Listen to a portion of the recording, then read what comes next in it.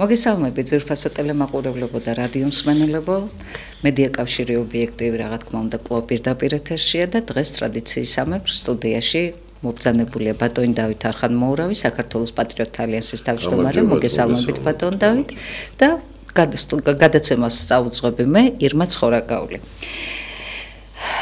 რა თქმა უნდა ჩვენ ვისაუბრებთ დღესდღეობით ყველაზე მნიშვნელოვან თემაზე, ძალიან ბევრი მნიშვნელოვანი და აუცილებელი თემებია ჩვენს ქვეყანაში, მაგრამ განსაკუთრებით მნიშვნელობას, რასაც აინჭებს დღეს პატრიოტთა ალიანსი, სწორედ ამ თემაზე გვინდა ვისაუბროთ. ბატონ დავით, ჩვენმა პარტიამ პატრიოტთა ალიანსმა დაანონსა უკვე პირველი აქცია 30 ნოემბერს რუსთაველის მეტროსთან ეს არის პარტიული აქცია, ხაზი გაუსვათ. აუცილებლად ეს არ არის პარტიული აქცია, თუმცა ჩვენ მოვუწოდებთ ყველას, რომ ვისაც სურვილი ექნება, რა პოლიტიკის მიმდევარიც არ უნდა იყოს, რომელი პოლიტიკური გაერთიანების წარმომადგენელი, საერთოდ აპოლიტიკურებს, ანუ ყველას, ვისაც გული შესტკივა აღნიშნულ საკითხთან დაკავშირებით, ყველა ერთად უნდა გავერთიანდეთ. მაგრამ ბატონ დავით, მე მაინტერესებს ახლა ერთი რამ. 5 წელია ჩვენ უკვე ჩვენი მხარდამჭერები არაერთ გზის საყვედურობდნენ, მოგვიწოდებდნენ, გთხოვდნენ, რომ დაგვეწყო რაღაცა პოლიტიკური აქტივობები. ფაქტიურად დაახლოებით 5 წელია ჩვენ უკვე ჩამოვშორდით ამ პოლიტიკურ აქტივობებს. ვიწყებთ კვლავ გააქტიურებას. რამ განაპირობა ეს, რა მიზეზით ვიწყებთ, რატომ ახლა? მაშინ, როდესაც ისედაც ესეთი ძალიან მკვეთრი დაპირისპირება არის ისედაც საზოგადოებაში. საზოგადოებაში მე ვიტყვი ხელისუფლებასა და ხალხს შორის. ეს არ არის პოლიტიკური აქცია. ეს უნდა ზუსტად ესმოდეს ყველას. ჩვენ პოლიტიკას უსხო თემაა. 2020 წელს არჩევნები უბრალოდ კი არ გაყალბდა, აქ სხვა რამე პროცესი იყო. 2020 წელს ერთმანეთს გაურიგდა ქართული ოცნება და ნაციონალური მოძრაობა, ეხლა ერთმანეთს კლავენ და მანამდე ერთმანეთთან ჩახუტებული და გარიგებულები იყვნენ. ეს გარიგება თლიან, აი ქართული ოცნება მოვიდა თუ არა ხელისუფლებაში, იმავე პერიოდში გამოაცხადა კოჰაბიტაცია, იმავე პერიოდში ქონდა შემრიგებლობა ნაციონალურ მოძრაობასთან, ჩვენ სულ ვიყავით ამის წინააღმდეგი და ყოველთვის ვამბობდით, რომ აქედან არა მარტო არაფერი არ გამოვა, აქედან სიკეთე ვერ გამოწყვება ვერანაირად. და ბოლოს ეს გადაიზარდა იმაში, რომ ერთდროულად ომი გამოგვიცხადა ქართულ მოოცნებამ და ნაცმოძრაობამ ერთმანეთთან გარიგებულებმა. და ასე გავატარეთ ჩვენ 10 წელი ამ ბრძოლაში. ბოლოს 2020 წელს ერთმანეთს გაურიგდნენ და ნულოვანი პარტიები ქართულ მოოცნებამ, აი ნამდვილად რომ 0% ჰქონდათ რეიტინგი, შეიყვანა პარლამენტში. და ჩვენთვის გასაგები გახდა, რომ აქ სრულიად ფაქტობრივად უკვე ნათელი გახდა, რომ პოლიტიკურად ჩამოყალიბდება მახინჯი სისტემა, რომელიც უკვე მივიღეთ და მუდმივი ეს რაღაცა ბრალდებები და ამიტომ ჩვენ თქვით, რომ ჩვენ გავიწევით და აგერ უცებ აღმოჩნდება, რომ თქვენ ხართ რუსეთის აგენტებიც და ყველაფერი, იმიტომ რომ ნაცმოძრაობას ხო მარტო ერთი სტილი ჰქონდა, რომ ყველა რუსეთის აგენტი იყო. ყველა აბსოლუტურად. როგორც კი პირველი რეფორმა დაიწყო ნაცმოძრაობამ, ჯერ კიდევ სააკაშვილმა განათლების სფეროში და ჩვენ ვთქვით, რომ ეს არის სიგიჟე საერთოდ და შედეგი დღეს სახეზეა. განათლების სისტემა მთლიანად განადგურდა. საქართველოს ერთ-ერთი ყველაზე განათლებული ქვეყანა იყო საბჭოთა კავშირში. შემდეგ რა თქმა უნდა 90-იანმა წლებმა დიდი დაღი დაასვა ამას და დონე დაეცა, მაგრამ იმდენად განათლების პედაგოგების სასტავი კარგი იყო, პროფესიონალიზმი იყო, მაგრამ გაჩნდა კორუფცია, რაღაცეები დონე ნელ-ნელა ვარდებოდა, მაგრამ იმის ნაცვლად რომ თქვა აი ეს დაგვეძლია, ამათ თლიანად გადააგდეს ის სისტემა და შექმნეს რაღაც სისტემა, რომელიც საერთოდ არ იძლევა არავითარ განათლებას. აი მაშინ როგორც კი ჩვენ ეს თქვით, იმ წუთასვე უკვე ახალი სქემა ჰქონდა მიხეილ სააკაშვილს, ეს სქემა შევარდნაძის პერიოდში არ არსებობდა. იმ წუთასვე თქვეს, ვინც წინააღმდეგია განათლების რეფორმის, რუსეთის აგენტია. რატო? იმიტომ თვითონ სააკაშვილი იყო რუსეთის აგენტი. და ეგეთი საინფორმაციო მეთოდი არსებობს პროპაგანდისტული, რომ აგენტია კაცი და სხვებს აბრალებს აგენტობას. იმის მერე ყველა მიმართულებით, აი რაც არ უნდა გაკეთებულიყო სააკაშვილს, რაც არ აკეთებდა მარტო ცუდ რამეებს. ხალხს დაიჭერდა, იტყოდი, რომ არ შეიძლება ამდენ ხალხის დაჭერა, რუსეთის აგენტი ხარ. განათლებას ანგრევდა იტყოდი რომ ნუაკეთებ რუსეთს აგენტი ხარ. არჩევნებს აყალბებდა იტყოდი რომ ნუაღარ რუსეთს აგენტი ხარ. სისულელეებს ლაპარაკობდა ნატოზე ეუბნებოდი რომ სისულელეა ეგ არავით არის ნატო არსად არავის არ მიიღებს რუსეთს აგენტი ხარ. ყველაფერზე რუსეთს აგენტი და დღესაც ეს გრძელდება. დააკვირდი დღესაც ყველა რუსეთს აგენტია ნაცმოძრაობა. კი უკვე დაიშალა, დაინგრა ეს ნაცმოძრაობა, აღარ არსებობს პრაქტიკულად საერთოდ, მაგრამ აი ეს ლიბერალური სექტორი შეიქმნა და ეს ლიბერალური სექტორი აგრძელებს იგივე სქემას. ყველა რუსეთს აგენტია. რაც არის ბოდვა სისულელე და ამ დროს თვითონ არის 90% რუსეთს აგენტები ეგენი. მაგად გაყიდეს კოდორი, მაგად გაყიდეს ახალგორი, მარტო კოდორი და ახალგორი კი არ გაყიდეს. გაწირეს 10,000-ობით ქართველი ჯარისკაცი, მერე ჩავიდნენ უბიძგეს რუსეთს რომ ეღიარებინა სოხუმი ცხინვალი, მერე ჩავიდნენ სტრასბურგში და თავის ხელით მოაწერეს რომ კიო ესე იგი ომი დაიწყო საქართველოს, ამას მოაწერეს ხელი. ყველანაირი უზნეობა და ღალატი ჩაიდინეს და კიდე სხვებზე ლაპარაკობენ რუსეთს აგენტებს. შენ არ ჩუნდა ეს. და ეხლაც სამწუხაროდ აი ქვეყანაში ეხლა შენდება პრაქტიკულად ავტორიტარული რეჟიმი და დიქტატურა უკვე ჩამოყალიბებულია და ესეც თურმე რუსეთის რაღაც სიგიჟე აი იცით რა შეასაქმე? არაფრით არ განსხვავდება ავტორიტარიზმი და დიქტატურა ვთქვათ ჩრდილოეთ კორეაში, ირანში, რუსეთში ან ვენესუელაში. ყველგან ერთნაირად შენდება ეს. აქ არ არის საჭირო რომ რუსეთის აგენტი იყო. და თუ ქართული ოცნება ქმნის ახლა რაღაც ავტორიტარულ დიქტატურას, რატომ მაინც და მაინც რუსეთი, რატო არა ჩრდილოეთ კორეა? ესეც გადმონაშთია, აი მაგიტო შეიძულა ქართულმა ხალხმა მთლიანად მთელი ეს სექტორი, ლიბერალური სექტორი, რომ ყველას რუსეთს არც ახს ესმით რამდენ შეურაცხყოფას აყენებენ ხალხს. ასე რომ აი ეს არის პირველი საკითხი. ნუ რაც არის ახლა მეორე თემა ისაა რომ არ შეიძლებოდა ამათან გარიგება, ამას ვეუბნებოდით ქართულ ოცნებას, ჩვენ ქართულმა ოცნებამ მაინც გააკეთა, ჩვენ ცოტა ხანი გავიწიეთ. რითი დასრულდა ეს? იმით რომ მთელი ქართული ოცნება გამოცხადდა რუსეთს აგენტად და რაც თავარია მეორე სტრატეგიული შეცდომა დაუშვა ქართულმა ოცნებამ, ბატონი კობახიძე, რომელიც არის ადამიანი, რომელსაც არავინ არ უყვარს, რომელიცაც ყველას ძულს და ყველას ტრადაღი ქვავს, იმ ხალხსაც კი ვინც არ არტრობს მას. ყველას ტრადაღი ქვავს ახლა და ყველას კონკურენტად აღიქვავს. არა აქვს ნიშნობა ხარ მისი კონკურენტი თუ არა ხარ. თუ გონიერი საუბარი შეგიძლია და აზროვნებ, უკვე მისთვის რატომღაც კონკურენტი ხარ. ასაკის და მიუხედავად ახლა მე მამამისის ხელა ვარ, ჩემთვის მაგალითად ახლა რა კონკურენტი ვარ მაგისი, მე ახლა პრემიერ-მინისტრი არასოდეს არ ვიქნები და თანამდებობებისთვის მე არ ვიღწვი, ეს სრულიად ნათელია. მაგრამ მიუხედავად ამისა, ის შენ კონკურენტად თulis მარტო იმიტომ რომ შენ შეგიძლია აზრი მკაფიოდ და კარგად ჩამოაყალიბო და რაღაცა უთხრა კრიტიკული. ყველა კონკურენტია მისთვის და აი მას მე რაც ბატონი კობახიძე გაჩნდა, რომელიც თელ სოფლიოს ეომება ქვეყნის შიგნით, ქვეყნის გარეთ. ქართული ოცნება საერთოდ გადაიქცა ორგანიზაცია და თავად ივანიშვილიც. რომელსაც თელ სოფლიოსთან ომი აქვს. აი ეს არის ეს პროცესები. ეხლა ის რაც დღეს ხდება სრულიად სხვა რამეა, ამას ეხლა არა აქვს არავითარი კავშირი პოლიტიკასთან. ჩვენ არ ვცდილობთ ამ თემით ან რომელიმე სხვა თემით როგორც ასეთი ხა პოლიტიკიდან ჩვენ არ წავსულ ვართ, სულ ყოველთვის ვიყავით, მაგრამ ერთი პერიოდი რაღაცა გაწეული ვიყავით. ჩვენ არ ვცდილობთ რომ შევქნათ პოლიტიკური აქტივობა ამ თემით, ეს არ არის სწორი. მსგავსი არანაირი მიზანი ეხლა არ არის. პოლიტიკური აქტივობა სულ სხვა საკითხია. და უამრავი თემაა, რომელიც არის პოლიტიკური აქტივობის საგანი. მაგალითად თუნდაც ის რომ დღეს ჩვენი ქვეყანა ზუსტად ისე როგორც სააკაშვილის დროს დაემსგავსა ციხეს. აი სააკაშვილის დროს 48,000 პატიმარი იყო და მე ხა ზუსტი ციფრი არ ვიცი, მაგრამ მითხრეს რომ ეხა 47,000 კაცია პატიმარი უკვე. ანუ ფაქტიურად ჩვენ დავეციეთ, მაგრამ ისედაც ჩანს შეუერაღებელი თვალით რომ სააკაშვილის დროს რას ებრძოდით ჩვენ პირველ რიგში.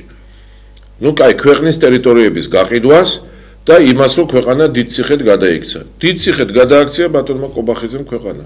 იგივე რაოდენობის ადამიანებია ეხა ციხეში. აი ეს არის პოლიტიკური ბრძოლის თემა და აქ იქნება დაუღალავი და შეურიგებელი ბრძოლა, იმიტომ რომ ჩვენ ვერ მივცემთ საშუალებას ეხა ბატონ კობახიძეს რომ მთელი ქვეყანა ციხედ გადააქციოს. უარესი რაღაცა გაჩნდა, რაც სააკაშვილის დროსაც კი არ იყო, ეს არის ეს დასმენების შესახებ კანონი. ეს რაღაც საერთოდ კატასტროფაა.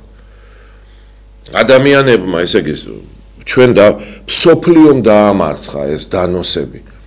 იცით, საბჭოთა დროს იყო ესეთი დანოსი, დასმენა, როდესაც ვიღაცა ადამიანი წერდა წერილს.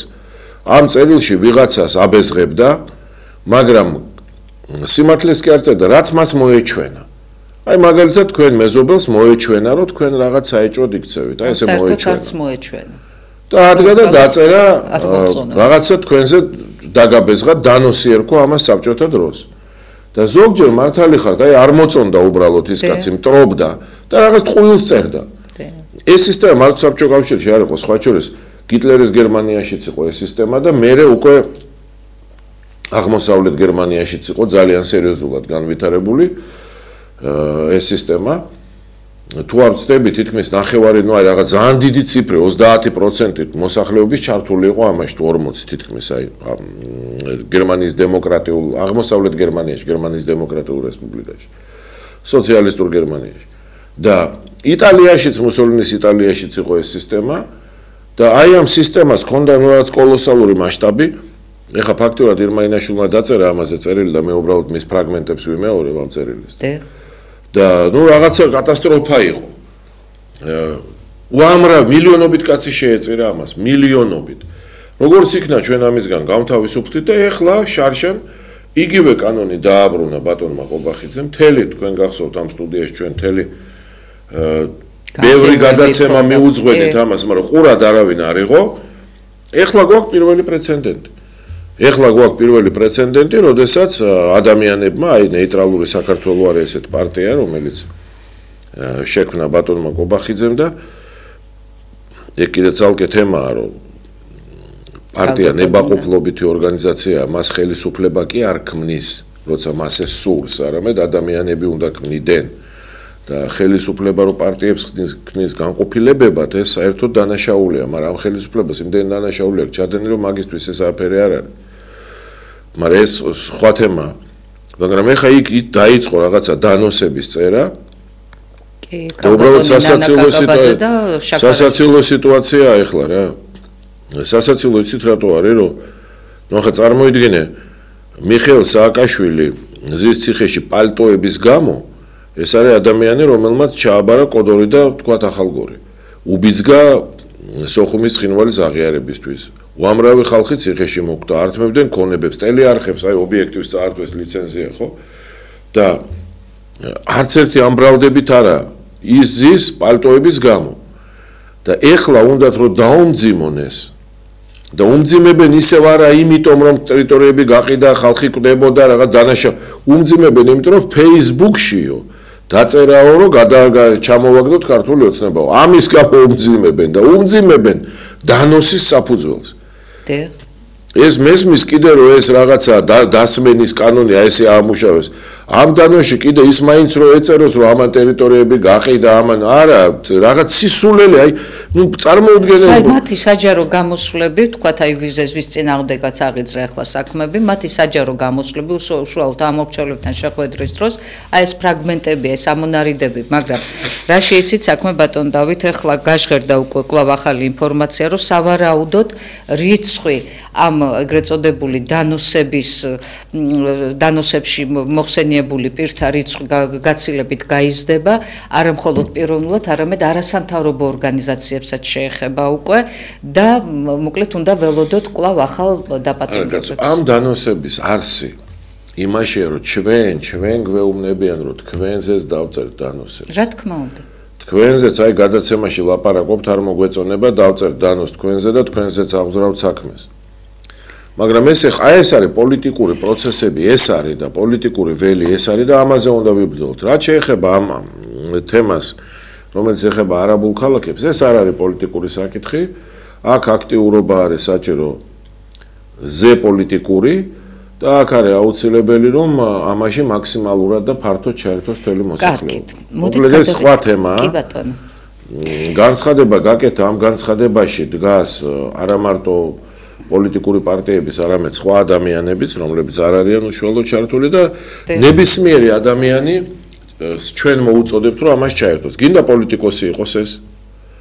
არ არის პრობლემა. ოღონდ ეს მოძრაობა პოლიტიკური არ არის და აქ პოლიტიკოსი რო ჩაერთვება ის იქნება როგორც არაპოლიტიკოსი, არამედ როგორც უბრალოდ რიგითი საქართველოს მოქალაქე, აქტიური წევრი საზოგადოების. ნებისმიერი პოლიტიკოსი იქნება ეს. ნებისმიერი საზოგადო მოღვაწე, მეცნიერი იქნება ეს, ხელოვანი იქნება ეს, არ ვიცი, მუშა იქნება, ნებისმიერი ადამიანი. მუშევარი იქნება, ვინც გინდა იყოს, ოღონდ რა თქმა უნდა, ერთი პირობა არის მაინც, რომ ეს უნდა იყოს ის ხალხი, ვისთვისაც ენა, მამული, სარწმუნოება ეს ყველაფერი მნიშვნელოვანია მისთვის. ანუ ჩვენ არ მოუწოდებთ ამ მოძრაობას ჩაერთონ იმ ადამიანებს, რომლებიც ვითომ ლიბერალები არიან და სინამდვილეში არავინ არ უყვართ, არავის პატივს არ ცემენ და არც სამშობლოც არ უყვართ სინამდვილეში. მათთვის მამული არ არის მთავარი. ბატონ დავით, კარგით, რახან ჩვენ გადავდივართ ახლა ამ ეროვნულ საკითხზე, მე აუცილებლად მინდა საქართველოს ეკონომიკის მინისტრის ქალბატონ მარიამ ქრივიშვილის განცხადებით დავიწყო. თუმცა მე ამ განცხადებას ორ ნაწილად გავყოფ, იმიტომ რომ ვთვლი, რომ აქ რამოდენიმე საკითხია გამოსაყოფი. მოდი დავიწყოთ პირველი ნაწილიდან. მოკლედ მისი განცხადებით იქ ჰილსთან, ანუ ეს არაბულ კომპანიასთან გაფორმებული შეთანხმებით საქართველოს მთავრობამ პირველ ადგილზე სახელმწიფო ინტერესები დააყენა. სახელმწიფო პროექტის თანაპარტნიორია და თბილისსა და გონიოში მდებარე მიწების თანამესაკუთრეა. სახელმწიფო მიიღებს დივიდენდს და შემოსავალს ბიუჯეტში, რაც იმას ნიშნავს, რომ ეს ქართული პროექტია. აი ახლა მე მინდა რომ ორ ასპექტზე ამ თანამესაკუთრეა მიწის და ქართული პროექტია განმარტოთ ეს სწორია ეს სიტყვები მისაღებია თუ ჩვენ ვეწინააღმდეგებით ამას. ჯერ ერთი პირველ რიგში ნებისმიერი პროექტი არ შეიძლება იყოს მისაღები ქვეყნისთვის. დიახ. ქართულ ოცნებას უკვე ქონდა ცდელობა, ეს იყო ჩვენ ვიხილეთ ეს ცდელობა 2018-19 უზარმაზარი ბრძოლა ქონდა ქართულ ოცნებასთან, როდესაც მათ გვითხრეს, რომ აი თურმე ნარკომანია, თურმე ესე იგი ნარკოტიკის, მარიხუანა სამედიცინო მოყვანა, სამედიცინო მიზნებისთვის მოყვანა არის ძალიან დიდი ეფექტის მომტანი ქვეყნისთვის და ეს არის რაღაც საუკეთესო და ჩვენ კატეგორიული წინააღმდეგი გამოვიდით მაშინ. ეკლესიამაც ხარი დაგვიჭირა, უზარმაზარი ბრძოლა იყო ამაზე, უზარმაზარი ბრძოლა და ეს ბრძოლა მოვიგეთ ჩვენ მოვიგეთ ეკლესიასთან ერთად. ჩვენმა პარტიამ ითამაშა ყველაზე მთავარი როლი და ეკლესია. პარლამენტში ჩვენმა პარტიამ გარჩემო რამდენი მიტინგი მიუძღვენით ამას და ეკლესიამ. მე არ მახსოვს სხვა დღეს ახლა როგორი ვითარება, იცი რომ უამრავი პარტია გაჩნდა, რომელიც ასევე ძირითადად ხელისუფლების მიერ შექმნილია და ყველას რაღაცა პრეტენზიები აქვს რაღაცაზე. და ეს არის ცალკე გასაოცარი მოვლენა. იყო ცხინვალში ომი. ჩვენ პარტიაში არის ხალხი, რომელიც გმირია ამ ომის, იყო სოხუმში არიან გმირები. მე იქ არ მინახავს არავინ ის ადამიანები, ვინც დღეს პოლიტიკურ ანერენაზე რაღაც პრეტენზიებით არიან. რა შეიცი საქმე? ცხინვალი იყო, სოხუმი იყო, დავითგარეჯი იყო, კირნათი იყო, სადაც ჩვენ გავაძევეთ თურქები, გახსოვთ თქვენ. ეკლესიის წინააღმდეგ ბრძოლა იყო, ნარკომანიის წინააღმდეგ ბრძოლა იყო, ბოლო-ბოლო სააკაშვილის რეჟიმის ჩამოგდება იყო, უამრავი ბრძოლა იყო და არც ერთი ეს ბრძოლა უბრალოდ ჩვენს გარეშე კი არ იყო, ჩვენ იქ ვითამაშეთ გარდამტეხი როლი, გარდამწყვეტი როლი. ეხლა გაჩნდნენ ვიღაც პარტიები არსადაკ არ ყოფილან, არასოდეს არც ერთ მათგანს ამ ქვეყნისთვის არც ერთ აი ამ საკითხში არ ყოფილა. მათი ნაბრძოლი არაფერი არაა, ძირითადად ახალგაზრდა ხალხია. გამოდიან და რაღაც პრეტენზიები აქვთ, რომ გინდა ამ არაბულ სოფელზე 7 წლის წინ ირმაინაშვილი პარლამენტში პირდაპირ არაბებზე ლაპარაკობდა ამ სიტყვებით. და კონსტიტუციაში ჩვენ შევატანიეთ ჩანაწერი ძლივს კანონებში, მაშინ რომ არ გაიყიდება ქართული მიწა, მაგრამ მაინც ადგენენ და დათქმა გააკეთეს მთავრობის გარეშე და მთავრობამ დაყიდა მე ყველაფერი. განსაკუთრებულ შემთხვევაში მთავრობა მიიღებს გადაწყვეტილებასო და მე აღმოჩნდა რომ სულ განსაკუთრებული შემთხვევები. ეხლა გამოჩნდა უამრავი ხალხი არც ერთ ამ პროცესს, საერთოდ საქართველოსთან ბრძოლის აი არსად არ მივიღეთ, ეხლა იძახენ თქვენ გაიწიეთ, ჩვენ ვართ, ჩვენ ვიბრძვით, რისთვის იბრძვით? ან რატომ უნდა გავიწიოთ ჩვენ? რა დამსახურება გაქვთ რომ ჩვენ გავიწიოთ, რა უფლება გაქვთ საერთოდ რომ ჩვენ უნდა გავიწიოთ და თქვენ რატომ უნდა თქვენ რა სად როდის თქვენ ცხოვრებაში სად გნახეთ? არა, ნუ ფაქტები არსებობს აგერ ამ წუთის ტელეეკრანზე ქალბატონი ირმა სწორედ აი ამ საკითხთან გასაოცარი არავინ არსად არ გვინახია და ის კი არა რომ აი ჩვენს ვიბრძოლებთ, იბრძოლე ბატონო. რა თქმა უნდა. არა, თქვენ ნუ ღარ იბრძოლებთ, ჩვენ რატო როდის რა გააკეთე ამ ქვეყნისთვის დამანახე რამე. და სხვათა შორის ესეთია ბატონი პრემიერ-მინისტრიც. აი ბატონ კობახიძეს რა აქ ამ ქვეყნისთვის სად იბრძოდა? აი ამ განვლილ 30 წელიწადში რაც მე მოვხე, რამდენი რამე გადახდა ჩვენ ქვეყანას. სად იყო ბატონი კობახიძე? სად ნახეთ? გარდა სოროსის ფონდისა, სად იყო? არსად. ეხა გახდა პრემიერ-მინისტრი და ყველას პოპს, ყველას ანადგურებს, ყველას ებძვის. მარტო უნდა რომ დარჩეს. მის გარდა არავინ არ უნდა იყოს. რატო? იმიტომ მან ესე თქვა.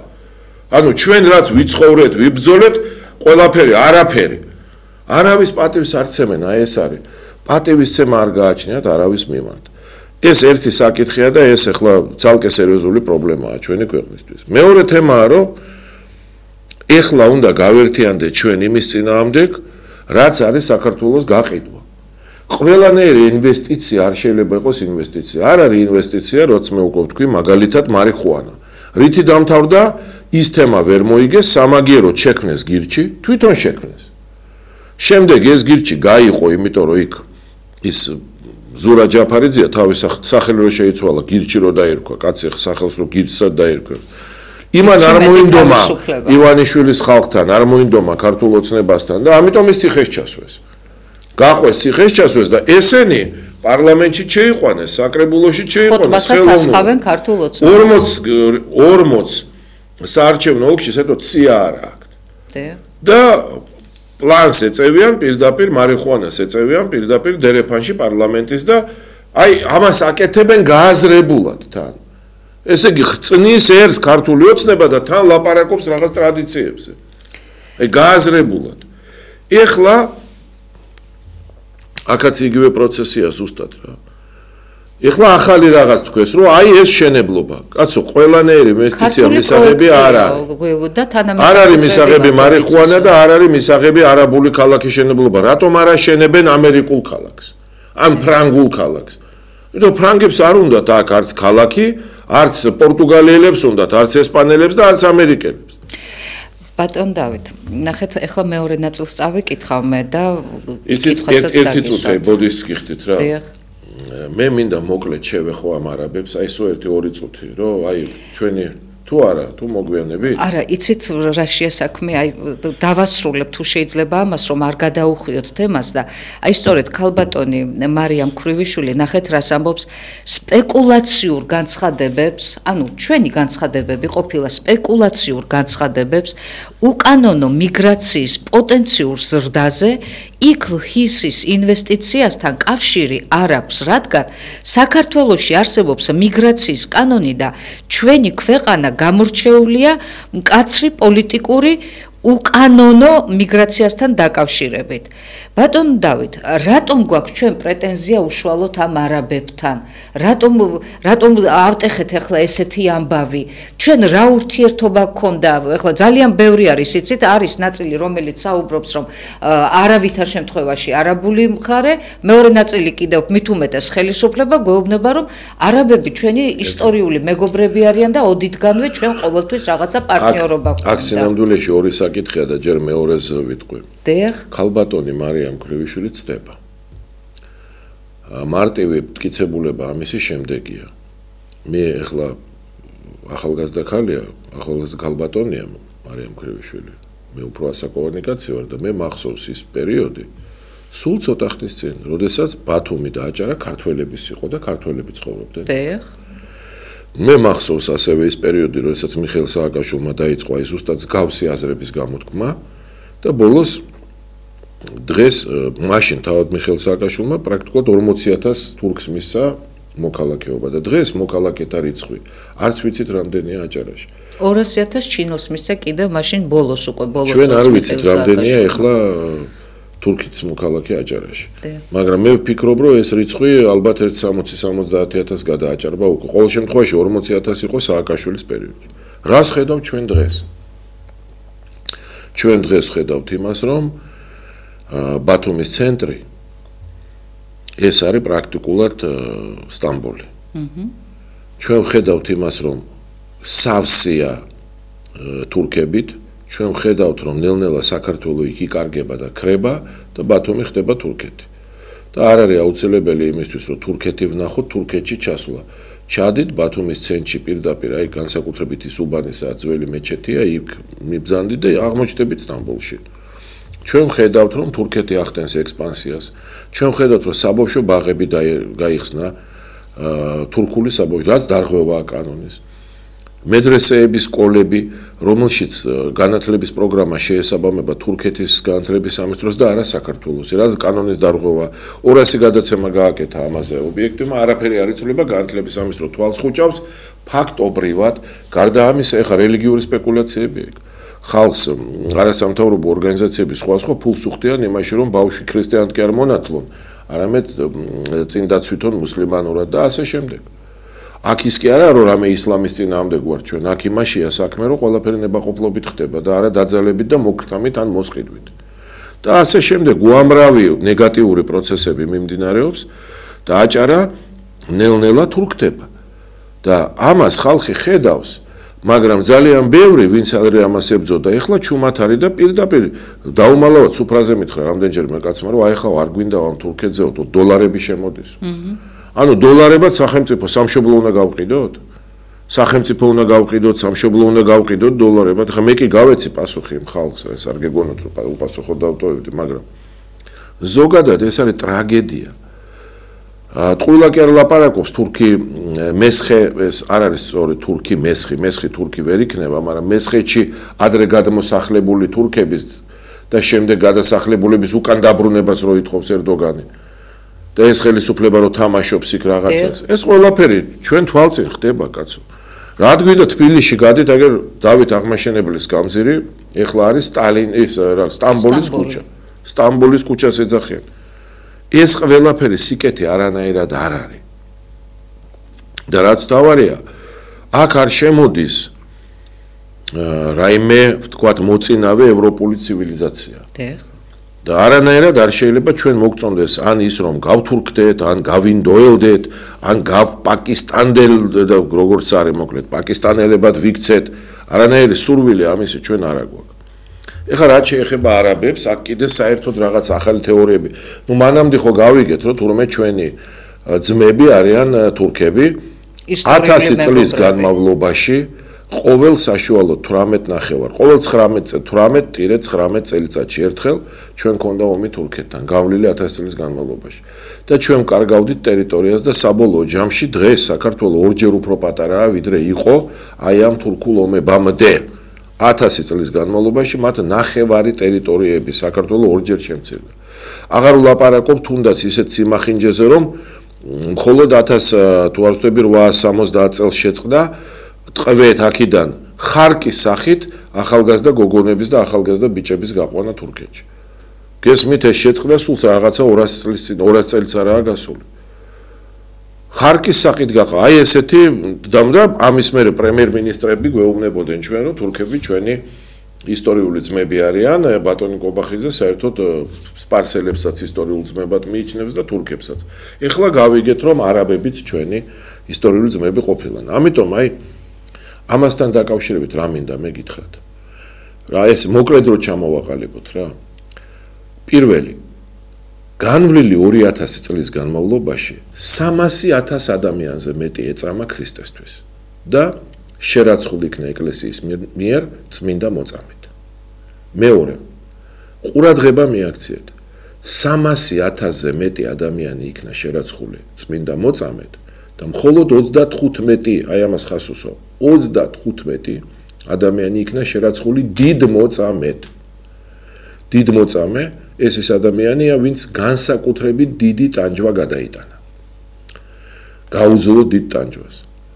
მაგალითად რუსებს 140-იანი 145 მილიონიან ერს არც ერთი დიდ მოწამე არ ყავთ. ეხლა თქვენ იცით რომ მე-11 საუკუნემდე ეკლესია ერთიანი იყო, მაგრამ და ბევრი დიდ მოწამე ამ პერიოდში გაჩნდა, მაგრამ არც ფრანგებს, არც ინგლისელებს, არც ესპანელებს დიდერებს არც ერთი დიდმოწამე არ ყოლიათ. ეხლა მინდა გავმეორდე 300,000 მოწამეში სულ 35 დიდმოწამეა და ამ 35-ში 5 არის ქართველი. პატარა საქართველოს მსოფლიოს 5 დიდმოწამე აღუზარდა. ვინ არიან ესენი? არგვეთის თავრები დავით და კონსტანტინე, მოწამეთა მონასტერში არიან. ეს არის ზემო ქართლის მთავარი კონსტანტი. ეს არის კახელი თავადი მიქელი წოდებული გობრონად და მასთან კიდე 133 მოწამე ეწამა. და ეს არის საქართველოს მნათობი ქეთევან დედოფალი, რომელიც სპარსელებმა აწამეს. ახლა დააკვირდით. პირველი 4 მამაკაცი დიდმოწამე 4-ვე არაბებმა აწამეს ზუსტად. 4-ვე დავით და კონსტანტინე არგვეთის თავარიც. ზემო ქართლის თავარი სტეფანეც და მიქელი წოდებული გობრონად ეს 4-ვე არაბებმა აწამეს და მხოლოდ ქეთევან დედოფალი აწამეს სპარსელებმა. ეხლა ყველას გვახსოვს ჩვენ მურვანყრო. ანუ ხალიფა მერვან მეორე, არაბულად მერვან მეორე. თავად არაბები მას მარვან ალ-ჰიმარს უწოდებდნენ. ანუ მარვან ჯორს სიჯუტის გამო. ქართველები მურვანყრუს რამე თუ არ ესმოდა ქალთა გოდება. სომხები უწოდებდნენ მერვან კუირ, ანუ მერვან ბრმა, რამე თუ ვერ ხედავდა ბავშვთა ცრემლს. აი ეს კაცი ყოველ აღებულ ქალაქში გადმოცემით საკუთარი ხელით 1000 კაცს ჭრიდა თავს. აი წარმოიდგინეთ 1000 კაცს თავი რომ მოჭრა, ჯერ რამდენი დრო გინდა და რამ ხეცი უნდა იყო. ეხლა ღმერთმა გვიმრავლოს კახელი, ხევსური, მეგრელი, სვანი, აჭარელი, ქართველი, ლაზი. ჩვენ ყველანი ქართველები ვართ, ხო? მაგრამ უყურეთ რა არის? ლაზების დიდი ნაწილი თავს უკვე ქართულად აღარ თვლის. რატომ? თურქეთმა შეუცვალა მათ ცნობიერება. ჭანები არიან ქართველები, იქვე ცხოვრობენ თურქეთში, ძალიან ცოტანი დარჩენ. მიზან მიმართულად ამოწყვიტეს ფაქტიურად თურქებმა. და ძალიან ცოტანი არიან დღეისათვის. მაგრამ ეს ცოტა სხვა რაღაცის თქმა მინდა. ხერებიც ქართველები არიან, ძირითადად აი საინგილოს რო ვეძახით, ბელაქანში ცხოვრობენ, მაგრამ ძალიან ცოტანი დარჩნენ. მაგრამ აი რა მინდა გითხრათ, გუგარები გვახსოვს ჩვენ ვინ არიან? გუგარები, დრილები, ზიდრიტები, ლბინები, მახელონები, მისიმიელები, სედოხეზები, სკვითინები, ჭილბები, ხენიოხები, გვახსოვს, ესენი ყველა ქართველები იყვნენ და ესენი ყველა ამოწყვიტეს არაბებმა. ყველანი ესენი არაბებმა ამოწყვიტეს. არაბებმა იმდენი ქართველი ამოწყვიტეს, რომ ჩვენ მერე ვეღარ გაუძელით, ვეღარ სელჩუკებს უწევდით წინააღმდეგობას, ვეღარც მონგოლებს, თურქებს, სპარსელებს. არაბები რომ არა, დღეს შეიძლება ჩვენ 100 მილიონი ყოფილიყავით. აი ეს უნდა გავიაზროთ. ამიტომ მე საქართველოში არაბული ქალაქების შენებლობის წინააღმდეგი ვარ.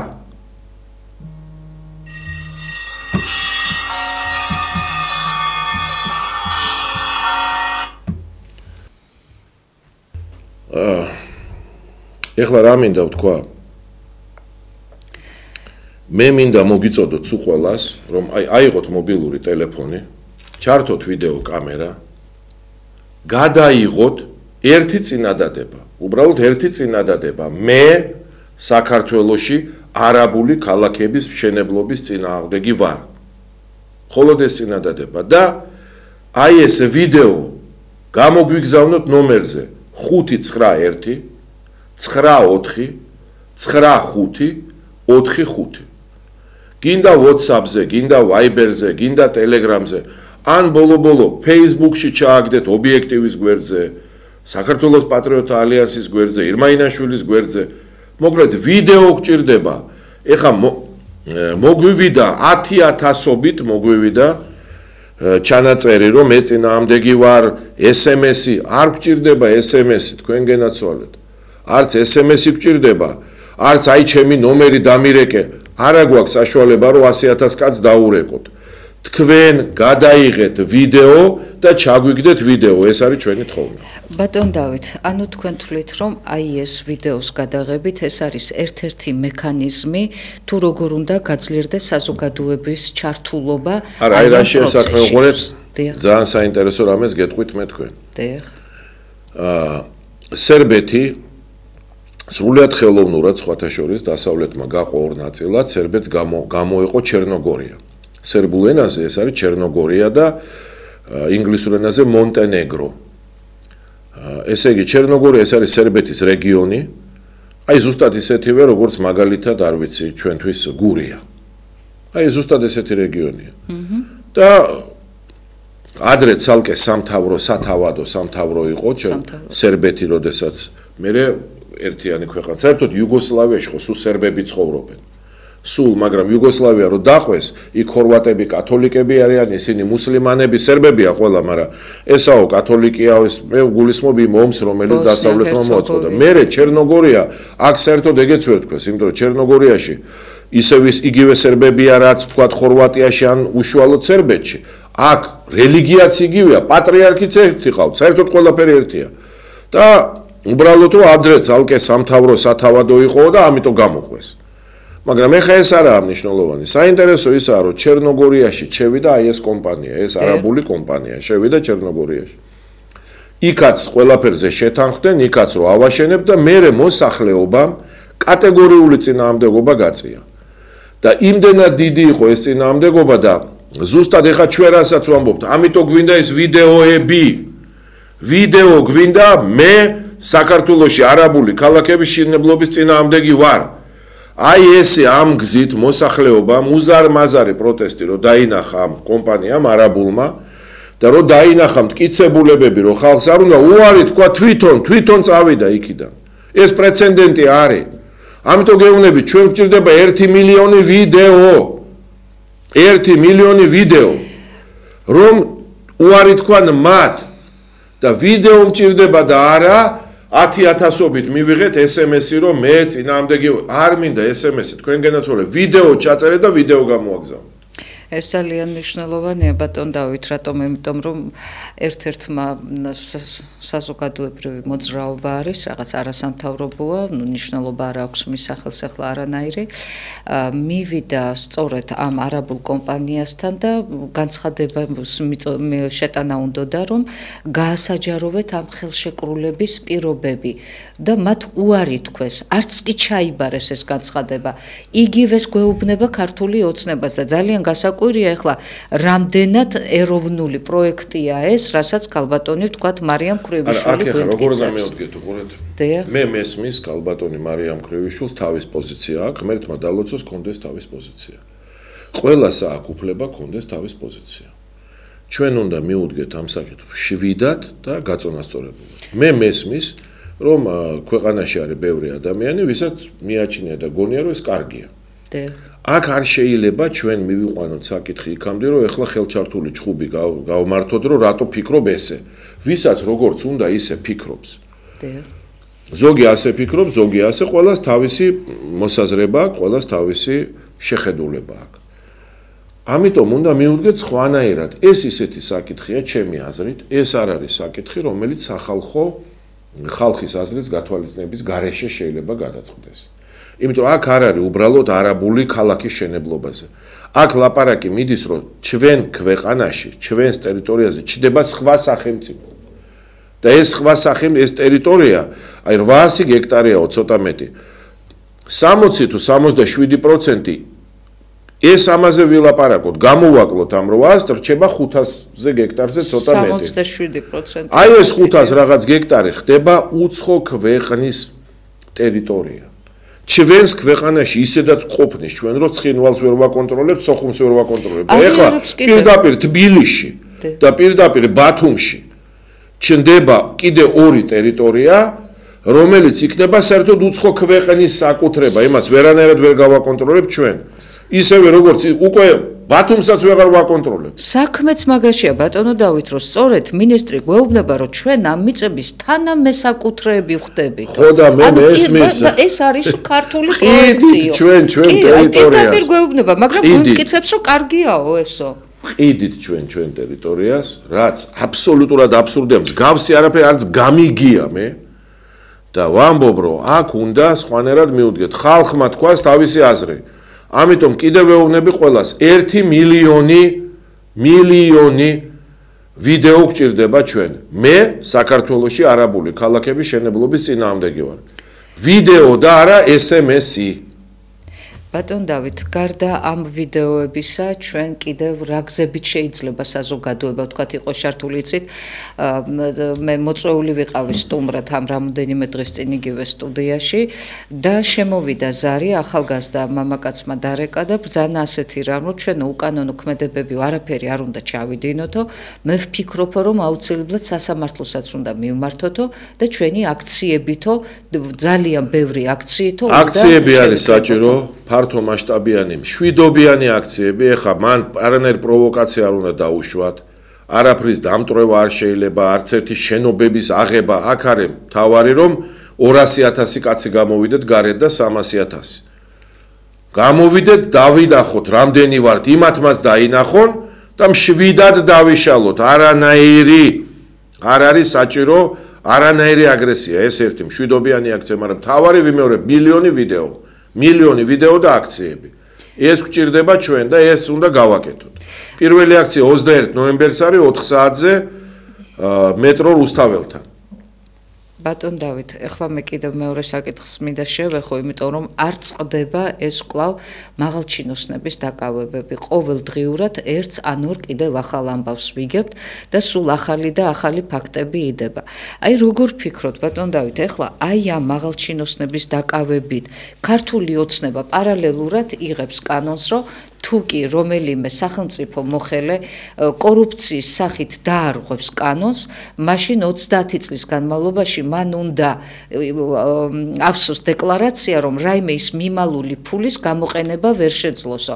ანუ რაღაცა მექანიზმები ჩართო ქართულმა ოცნებამ დაპატიმრებები პლუს ეს კანონი.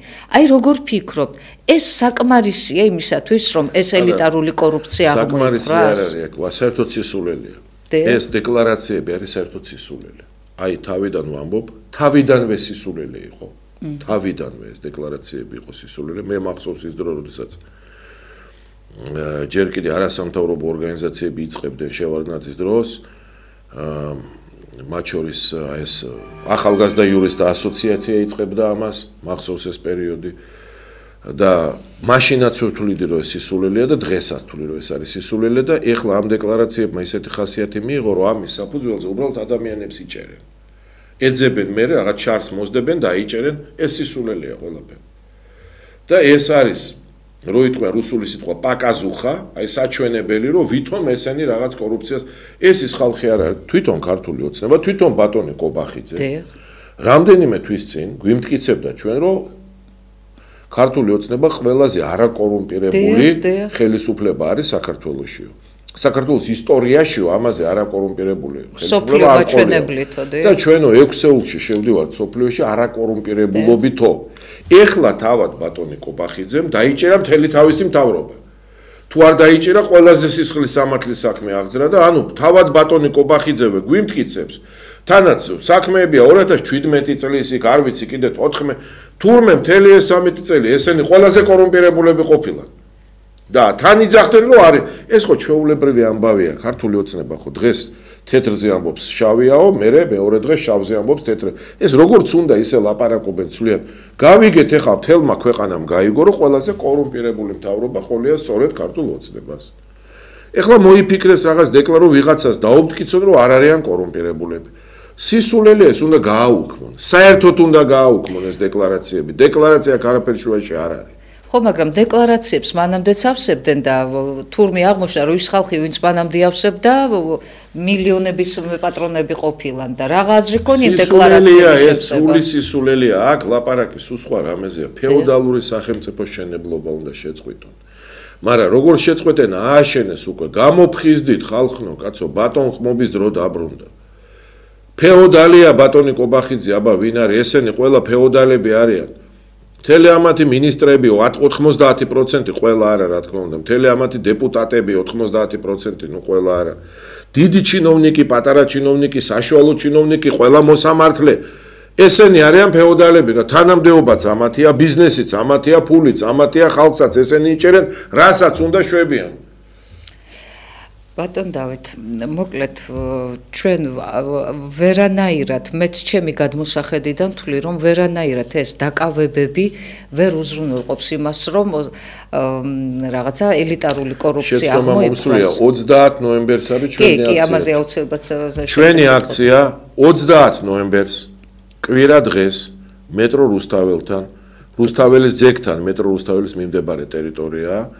ვიკრიბებით აქციაზე დღის 4 საათზე 30 ნოემბერს 30 ნოემბერი სწორედ ის დღეა როცა არაბებმა აწამეს დიდმოწამე მიქელი კახელი თავადი მიქელი წოდებული გობრონად და მასთან 133 ქართველი მხედარი ანუ ბატონ დავით თქვენ ახლა სრულად ზუსტად დაასაბუთეთ გობრონი ერქვა და ნათლობის სახელი იყო მიქელი თქვენ ახლა ზუსტად დაასაბუთეთ თუ რას გვიმტკიცებს ქართული ოცნება რომ ოდითგანვე თურმე თურქები ჩვენი ისტორიული მეგობრები იყვნენ და ესე ფართოდ კარი გაუღეს და საბოლოო ჯამში აღმოჩნდა რომ შვიდობიანად ანექსირებულები ვართ თურქების მიერ ეხლა დღეს თურქები იყვნენ ჩვენი ისტორიული მეგობრები თქვენ მრავალი წლის განმავლობაში კლიპებსაც წერდით ეხლა და კიდევაც გადის ობიექტივზე სულ ამის წინააღმდეგი იყავი და სულ ამას ებრძოდი და სულ ამის მტკიცებაში იყავი და დღეს უკვე გამოიკვეთა მეორე და ძალიან მნიშვნელოვანი ფაქტი, რომლითაც თქვენ უკვე არგუმენტირებულად დაასაბუთეთ იმის შესახებ, რომ არაბებიც ისევე როგორც თურქები ჩვენი ისტორიული მტრები იყვნენ და მათი არაბები იყვნენ ჩვენი მეგობრები. აი მათი შემოშვება კვლავ ანექსიის ტოლფასია, ასე რომ ეს პროექტი ვერანაირად ვერ იქნება სახალხო. მეტი შემიძლია გითხრათ, აი უყურეთ ყარაბაღში ქართული ტომები ცხოვრობდნენ არაბების შემოსევამდე. და არაბებმა ქართველები განდევნეს ქართული ტომები ყარაბაღიდან. ქართველი განდევნეს არაბები ყარაბაღიდან. და სხვათა შორის იყო ესეთი სახელმწიფო, სულ ძირითადად ან ქართული, ან დაღესტნური, ან ჩეჩნური, ჩვენ ხო ნაცსაები ვართ, ჩეჩნები, ინგუშები, ქართველები, ყაბარდოელები, ნათესავიერები ვართ. საერთო წინაპარი ყავს. დღეს სადაც აზერბაიჯანია, მანდ იყო ქვეყანა, რომელსაც ხშირად ალბანეთს უწოდებენ, არაა სწორე. რანი იყო ქართულად მისი სახელი, რანი ამ ქვეყნის. მაგრამ იქ ცხოვრობდა 26 თემი, 26. ტომი დაარქვით, თემი დაარქვით, სუბეთნიკური ჯგუფი დაარქვით, როგორც გინდათ იხმარეთ, ყველაზე დიდი იყო ალვანელები. ალვანელები და არა ალბანელები. მაგრამ გარდა ალვანელებისა, ბევრი სხვა,